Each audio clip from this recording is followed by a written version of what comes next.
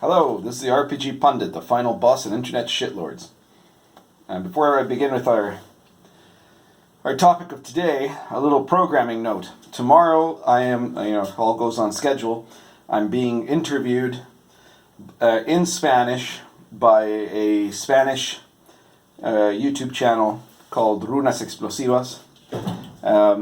So if you're a Spanish speaker and you want to check it out, then you should definitely take a look at it. I don't know if it's going to air tomorrow because it's not going to be filmed live, but if it doesn't air tomorrow, it'll probably air the day after or something like that. But anyways, keep an eye out for Runas Explosivas. I'll probably share it in my social media. And I guess that'll hopefully there we will put an end to the claim by certain SJWs that I'm not really Latino. So the topic of today, though, is something totally different. Unless you think Latinos are magic. Well, we kind of are, right? Because we can be either white or non-white, depending on what the left wants us to be, right? Like, if we're being victimized, then obviously we're non-whites to them, right? But the moment that a Latino guy shoots a black guy, that's a white man, right? He's a white Latino.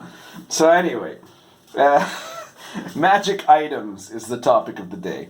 And mainly what I wanted to share here, and this is something, again, probably a lot of the OSR veterans might have some idea about this, but if there's one thing you can say about D&D is that it does have a tendency to put a lot of emphasis on magic items, and depends on the edition how badly it gets, right? But there's kind of a point eventually when most characters are like hugely overloaded with magic items, in most campaigns, and usually not that far up, so you don't really have to be a massively high level to get to where your character has, a half dozen magic items. And I'm going to try to make an argument of taking a different perspective on magic items. Now, I'm not saying you can't have magic items, or that you can't have a lot of magic items. I'm not saying that's superior necessarily, but I'm saying that you need to think of what it is you really want magic to mean in your campaign. Because the more magic items that you have in your campaign, the easier it is for the player characters to get magic items, the less magical your world actually is, right? And not in the magic sense, but in the sense of the wondrousness of those magic items. So probably the peak example of this to me was in the 3rd edition of D&D, where there you had the magic items were so important that you started getting them almost right away, and that they were essential at different steps for your character to be able to fight the type of creatures that were necessary for him to get experience points to go up to higher levels, right? So eventually you had to have like a kit of certain magic items that every character had to have, because if you didn't have them, then after a certain level you just wouldn't be able to function as a real functional character. You were basically a cyborg with magic items, right? And this had spewed off into the settings, right? So that in the Forgotten Realms setting, you have this group of villains called the Red Wizards of Thay. And they're like an awesome secret society of, red robed wizards, that rule a kingdom a bit away from the main part of the Forgotten Realms. And up until 3rd edition, the Red Wizards were this mysterious cabal. Their country was like a closed country, like North Korea style, right? You didn't know too much about what was going on in there. They were clearly evil. They were super controlling, and they would have spies that were going out and doing mysterious things, right? So like totally badass for a villain, right? In 3rd edition, when 3rd edition comes along, you suddenly have this problem that you need to have magic item stores everywhere, right? Like you have to be able to buy and sell magic items. You can't just count on a character randomly getting them in an adventure. So there has to be magic shops. So they changed the Forgotten Realms, so now the Red Wizards of Thay have this multinational corporation of magic shops. In every major city you can find one of the magic shops where they sell their magic items to you. And it just made them so stupid, right? It just made the whole thing, it's just ridiculous, right? So this is why the more important you want magic to be in your world, there you go, the more important you want magic to be, the less magic there has to be. If there's a lot of magic, magic obviously isn't important. So in my Lion and Dragon game, for example, I've got characters can usually go through many levels before they get an actual magic item of any significance whatsoever, right? Now, there's a little bit of a rejoinder there, which is that the Magister, the wizard class in Lion and Dragon, a lot of their magic, because a lot of medieval magic wasn't about like, there was no throwing fireballs or stuff like that. A lot of medieval magic was about crafting things like talismans and charms, right? So that a magician can end up making those things, right? There are a lot of limits to how they're used, but that's something that becomes commonplace, right? Holy water, that's commonplace. But to get real magic items, it takes you have to go out into the wildlands and end up having a lot of luck in terms of what you find, surviving enough that you can obtain it, right? And so to make magic items really important, I made them super rare. And having any kind of item of magic, that becomes like an heirloom that you pass down from one generation to another, which is how, this would fit the medieval mindset, right? A lot more than having like a multinational magic shop, right? Or something like that. So part of it too is lowering the power level. If you have magic all over the place and you want to be impressive with magic, you have to make the magic even more powerful. And then the magic items have to be more powerful. And you end up getting this kind of arms race into pointlessness, right? Where suddenly everything is about them, magicking up to the next level. And on the other hand, if you're playing a game where magic is very rare, then magic becomes so valuable that even a very basic item can be important, right? So like one of the first weapons that my characters in Lion and Dragon will be most likely to find is going to be what I call a magic weapon plus 0, right? A typical magic weapon, magic sword or axe or whatever in a D&D game is a +1 bonus to hidden damage, right? But in my campaign, a magic weapon plus 0, a magic sword plus 0, it doesn't add anything to your hidden damage. But what it has is the quality that it can hurt creatures that are immune to non-magical attacks. And just that can be hugely, that suddenly means you can attack a bunch of creatures you couldn't attack before. So that by itself is super important, right? And having a magic sword doesn't add anything to your hit, doesn't add anything to your damage, but it's magic and it can hit creatures that are supernatural. That's very powerful, right? Another thing about magic that you want to work out is how... let's say, how mass-produced magic is, right? So there are obviously certain things. For example, if there's a common grimoire that has a certain talisman that a magician can create, and that grimoire is relatively well known among the community of magicians, and a lot of those talismans will be found, right? But if you're talking about more powerful magic items, then a lot of those should be really rare, right? In the Lion and Dragon book, I don't remember exactly how many, but I think about 40 magic items in the magic item section. So a fairly decent amount. And they're all based on medieval sources. But many of those are either super rare or unique items, right? Either there's only one of them, right? Like the sword Cortana, right? That's one type, that's one sword. It's a sword with a name. So there's only one of those in the entire world, right? Or, a certain limited number, Agincourt bows, right? Well, they're bows that became magical because of the intensity of the situation of them having been used at the Battle of Agincourt, right? Like the heroism creates magic. That's a very medieval way of thinking, right? That if you have a weapon that was used by Charlemagne or that was used at some great, conflict, that weapon becomes more important. Becoming more important makes it magical, right? So that there is only a certain number of Agincourt bows in the world, right? There's never going to be more of them because they're only the bows that were used there. Like no wizard can create them. So this is the sort of stuff that you want to make in your campaign if you want magic to be more rare and more valuable. Doing this changes your game in a lot of important ways, right? It means you can alter your power levels. You don't have to constantly have this ramping up of the power levels of opponents, because now the power that the characters will have will be largely based on their own abilities, and magic is something that becomes very, very rare, so it becomes something that is even a small amount of that can be a big influence, right? So this means that your opponents also don't have to be all stacked with magic or anti-magic defenses or things like that. That a lot of times, a lot of the worst rules lawyering that you see in a lot of D&D games ends up being about that, of players trying to think of what trick spell they can use in a kind of manipulative way to get an advantage over opponents, and then opponents figuring out ways to cancel out those tricks, right? Some people like that style of play. I don't particularly like that style of play. I want the play to be focused on interpreting the characters within the world, right? And this is something that applies at every scale of the game, right? So, like, obviously, you can reduce the number of magic items if your characters are, 0-level peasants that are, running around in the middle of England or something like that.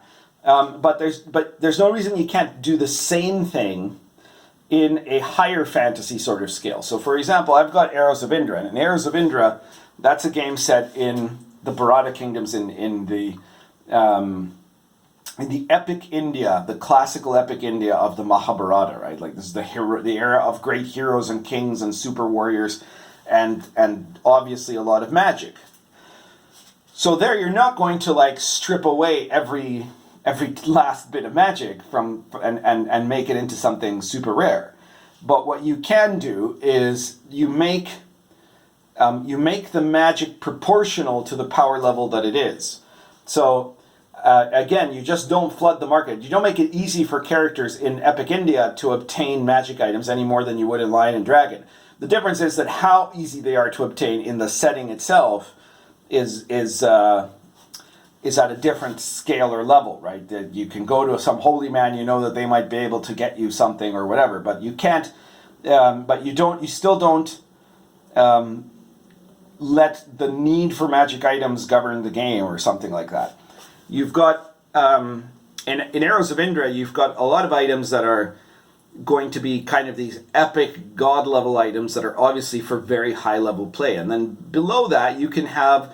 You don't need to have every character. The basic point is you don't need to have every character stacked up with a dozen magic items to just get by, right? Like if you lower the whole level overall in the world, you make magic much more interesting because of its rarity. So think about that, right? If you really want to play in a game in a world where magic is just super commonplace, and therefore doesn't matter a lot, then fine, you can do that, of course. And there's certain stories that can be told with that, certain elements of the world that can be investigated in that way, so to say. But if you want magic to actually be rewarding, you have to stop giving it out so much. Right? Don't give away your magic items so easily. All right, so that's everything, except I will mention that since I brought that up, right? There's also a lot of things you can do in terms of changing how the magic items are designed, right? That a lot of magic items, I think, especially at low level, are too high powered and too non-unique, right? Like everybody's going to have potions of healing, obviously, and then +1 swords, and then whatever elven cloaks, and so.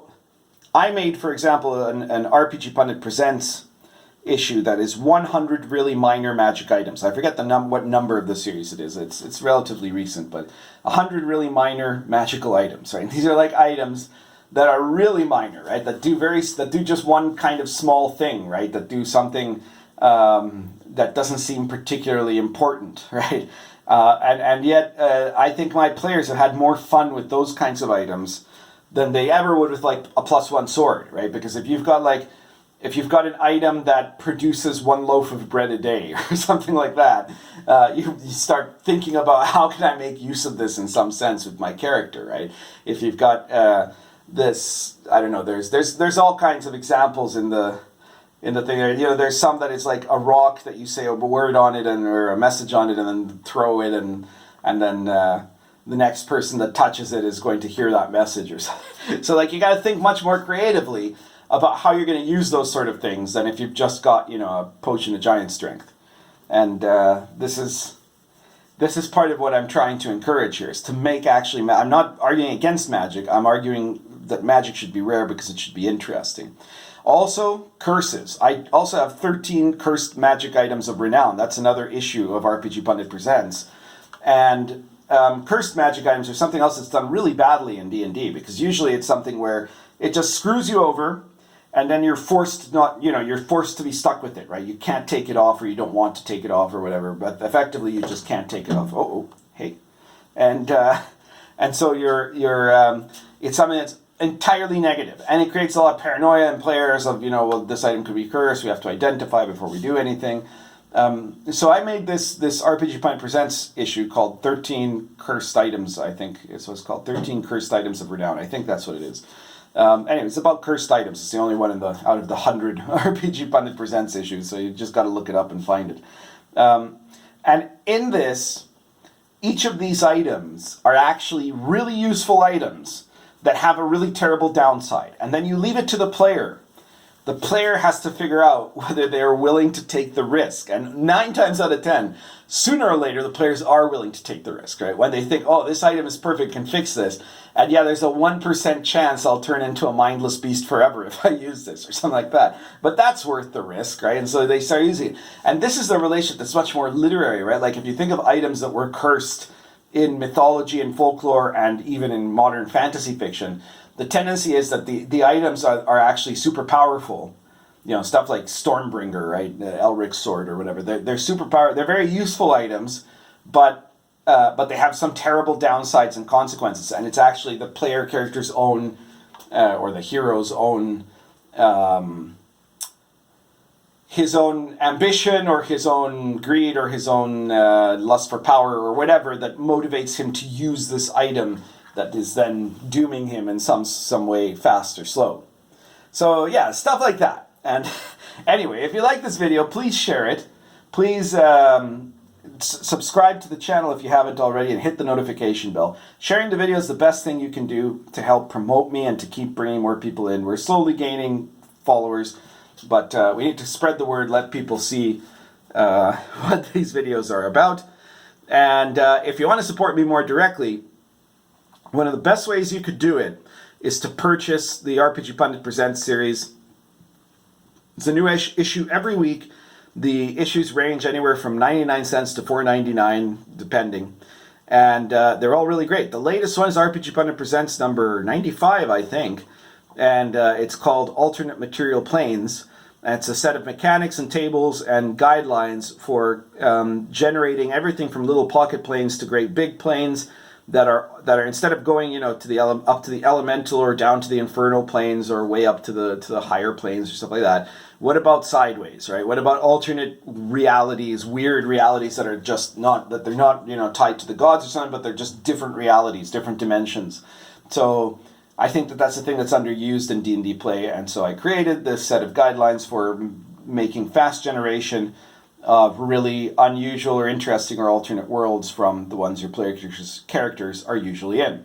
But that's just one example. I've already mentioned a couple of others. The cursed items, really minor magic items. I have a number of grimoire source books that describe methods of medieval authentic magic that you can add to your OSR game, and adventures, and lots of other stuff. Lots of Gonzo stuff too, Gonzo adventures.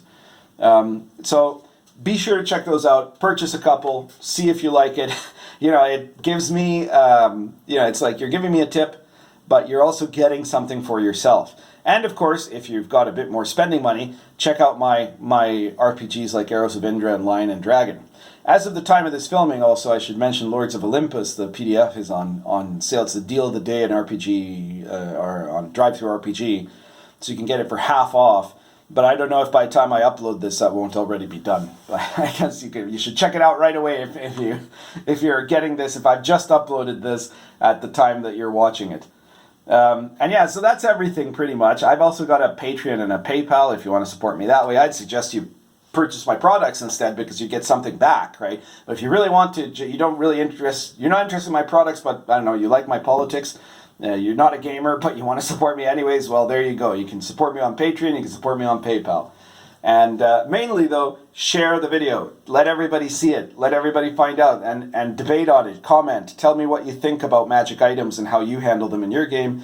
And whether you also think that it's useful to to scale down the quantity of magic items in order to improve the impact that magic has in your world. That's everything for today. Currently smoking Lorenzetti Half Volcano and Blue Boar.